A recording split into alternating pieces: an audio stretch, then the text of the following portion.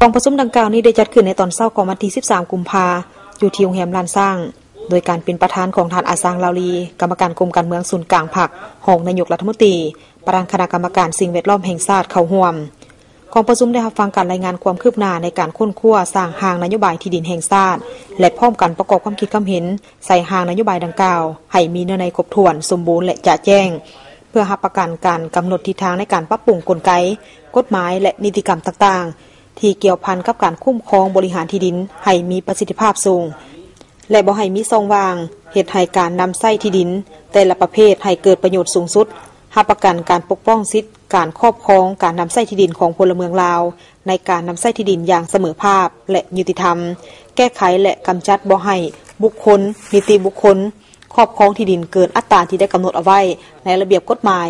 ส่งเสริมการพัฒนาที่ดินและหันที่ดินเป็นทุนให้มีประสิทธิผล